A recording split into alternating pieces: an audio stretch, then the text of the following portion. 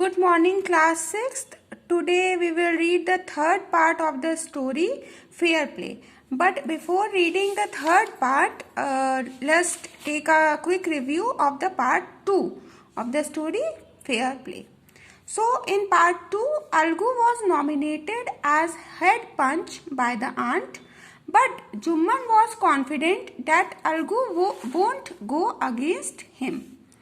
Algu heard the argument and cross-questioned Jumman as well.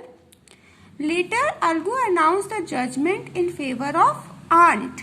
Jumman felt betrayed as he thought Algu would consider his friendship. So, their bond of friendship was broken and enmity was developed between them. So, students, this is all about the part 2. Now let's start reading part 3 of this story. Days passed and as ill luck would have it, Algu Chaudhary found himself in a tight spot. तो कुछ दिन बाद जब ये जो है judgement announce हो चुका था तो उसके कुछ टाइम के बाद में क्या हुआ, अलगू चौधरी के ऊपर में कोई मुसीबत आ गई, एक जो है उसका इल लक की वजह से। इल लक मतलब उसका बैड लक हो गया था, ठीक है, बुरा जो है किस्मत हो गई थी उसकी। इसकी वजह से उसके ऊपर पे कुछ जो है ऐसी मुसीबतें आने लगी कि वो खुद को टाइट स्पॉट में, मतलब कि डिफ़िकल्ट सिचुएशन में जो है अपने आप को उसको ऐसा लगा कि वो किसी डिफ़िकल्ट सिचुएशन को फेस कर रहा है। One of his fine pair of bullocks died. तो क्या हुआ, उसके जो बुलेक्स का मतलब होता है जो बैलें होती हैं, ठीक है, जिनको हम जो गांव वगैरह में यूज़ करते हैं ना बैल, तो उसको हम कहते हैं बुलेक्स। तो उसका जो एक पेयर था बुलेक का वो तो मर गया था। And he sold the other to Samjhu Sahu. और जो दूसरी बुलेक थी वो उसने समझू साहू को, जो कि एक कार्ट ड्राइवर था, ठीक है, कार ड्राइवर था समझू साहू, तो उसको उसने वो जो है दूसरी अपनी बुलेक को बेच दिया था। The understanding was that Sahu would pay the price of the bullock in a month's time. और उन दोनों के बीच में ऐसी जो है अंडरस्टैंडिंग हुई थी, ऐसी कंडीशन उन दोनों के बीच में हुई थी कि जो साहू है, समझू साहू जो है, वो 1 महीने के अंदर अंदर उस बुलेक का प्राइस अलगू चौधरी को देगा, पे करेगा। It so happened that the bullock died within a month. लेकिन क्या हुआ, वो जो बुलेक थी, जो बैल थी, वो 1 ही मंथ के अंदर ही उसकी क्या हो गई, डेथ हो गई। 1 ही मंथ के अंदर वो मर गई थी। Several months after the bullock's death, Algu reminded Sahu of the money he had not yet paid. तो कई महीनों बाद, उस बुलेक के मरने के कई महीनों बाद, अलगू ने क्या करा, साहू को ये याद दिलाया कि जो बैल, जो बुलेक उसने उसको बेची थी, उसका पैसा अभी तक उसने उसको पे नहीं किया है। Sahu got very annoyed. और इससे साहू क्या हो गया था, बहुत ज़्यादा इरिटेटेड हो गया था। अनॉयड का मतलब होता है इरिटेट हो जाना। I can't pay you a penny for the wasted breeze you sold me. तो जो साहू था, समझू साहू, वो जो है अलगू चौधरी से कहता है कि मैं तुम्हें उस जो तुमने बेकार सी घटिया सी एक जो बुलक मुझे बेची थी, उसका मैं तुम्हें 1 कौड़ी भी नहीं दूंगा। पेनी का मतलब होता है 1 भी पैसा ना देना, ठीक है। He brought us nothing but ruin. वो हमें कुछ नहीं दे के गया, बल्कि हमें पूरा का पूरा बर्बाद करके चला गया है। I have a bullock. मेरे पास में एक और बुलेक है, ठीक है। Use it for a month and then return it to me. तुम क्या करो, तुम उस बुलेक को जो है 1 महीने के लिए, क्योंकि मुझे तुम्हें 1 महीने बाद पेमेंट करना था, तो तुम 1 महीने तक उस बुलेक को यूज कर लो, उसको जो है जैसे भी तुम्हें उससे काम लेना है ले लो, और उसके बाद में उस बुलेक को मुझे क्या करना, वापस कर देना। No money for the dead bullock, he said agreed. और वो गुस्से में कहता है कि लेकिन मैं तुम्हें उस जो बुलेक तुम्हारी मर गया है, उसका मैं तुम्हें कोई भी पैसा नहीं दूंगा, ठीक है। फिर नेक्स्ट पैरा में बताया गया है कि Alagu decided to refer the case to the panchayat. और इससे जो क्या था, अलगू ने ये सोचा कि अब ये केस जो है, ये जो मैटर है, ये मैं जो है पंचायत तक लेकर के जाऊंगा।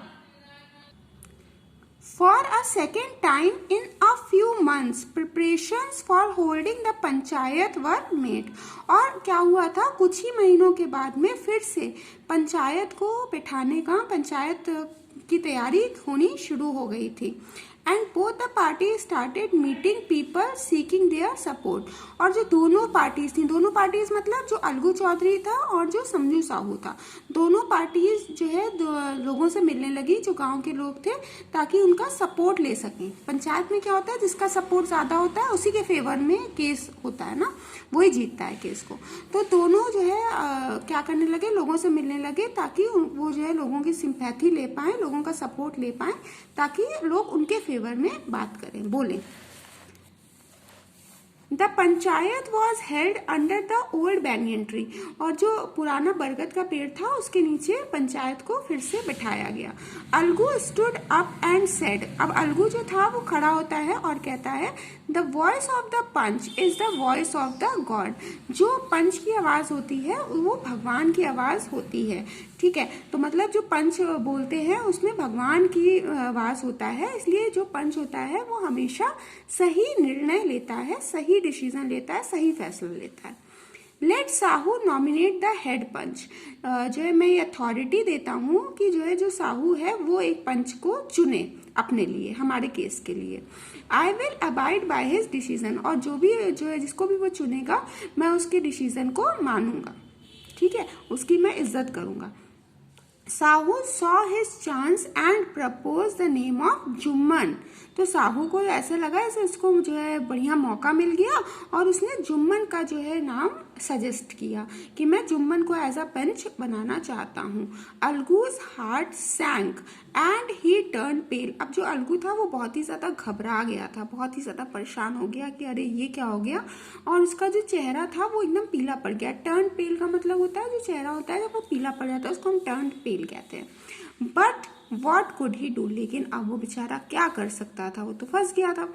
The movement Jumman became head panch he realised his responsibility as जज and the dignity of his office. अब जब जो जुम्मन था वो जब पंच बना था तो उसको एकदम से अचानक से ऐसा रियलाइज हुआ कि अब तो मैं एक हेड बन गया हूँ, मैं इस पूरी सभा का पंच बन गया हूँ।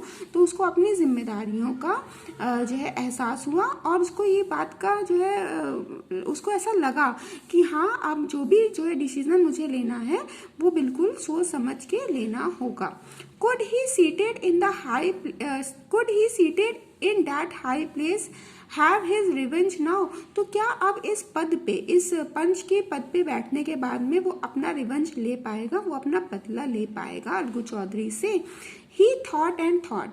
अब वो क्या करता है, वो सोचता है और सोचता रहता है कुछ देर के लिए। No, he must not allow his personal feelings to come in the way of speaking the truth and doing justice. तो वो सोचता है कि नहीं, मेरी जो भी पर्सनल मैटर था अलगू चौधरी के साथ में, मेरी जो भी पर्सनल फीलिंग है उसके लिए वो जो है सच के सामने, और जो न्याय है, जस्टिस का मतलब होता है ना बच्चों न्याय, तो न्याय के सामने वो नहीं आनी चाहिए। मैं पंच हूँ और पंच की तरह से मुझे बिल्कुल एकदम सही से सच का साथ देना है और सही सही न्याय करना है। Both Alagu and Sahu stated their cases. अब जो अलगू और साहू थे दोनों ने अपना अपना केस अपनी अपनी तरफ से रखना शुरू करा। They were cross-examined and the case was considered deeply.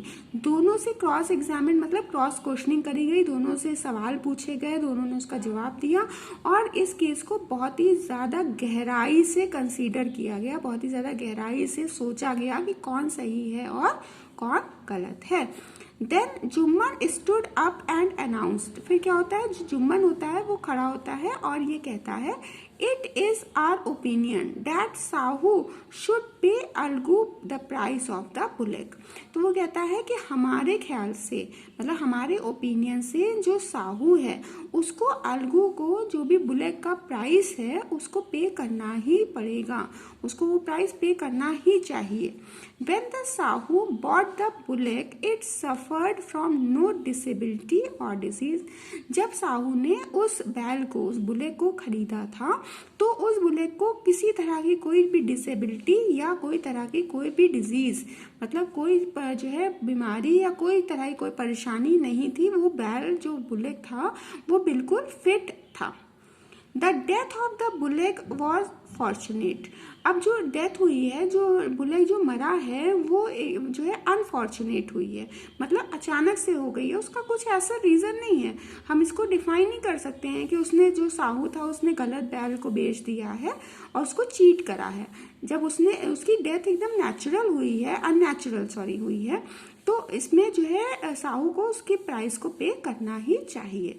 But Algu can not be blamed for it, और अलगू को इसके लिए कोई भी ब्लेम नहीं कर सकता है, उस पर कोई भी तरह का जो है आरोप, ब्लेम का मतलब होता है ना आरोप लगाना, तो किसी तरह का कोई भी आरोप वो उस पर नहीं लगा सकते हैं। Algu could not contain his feelings। अब अलगू जो था उससे अपनी फीलिंग्स को बिल्कुल भी कंट्रोल नहीं हुआ, है ना, एकदम मतलब उसका मन जैसे कि भर आया था। He stood up and said loudly over and over again। वो जो है पंचायत में खड़ा हो गया अचानक से और जोर जोर से बार बार कहने लगा, victory of the panchayat, this is justice, God lives in the voice of the panch. तो वो कहता है कि पंचायत की विक्ट्री मतलब होता है बच्चों जीत होना, ठीक है। तो पंचायत जो है उसकी जीत हुई है, यही जो है न्याय है। जस्टिस का मतलब न्याय, तो यही न्याय है और यही पंचायत की जीत है। जो पंच होता है उसकी आवाज में भगवान का वास होता है। God lives in the voice of the punch.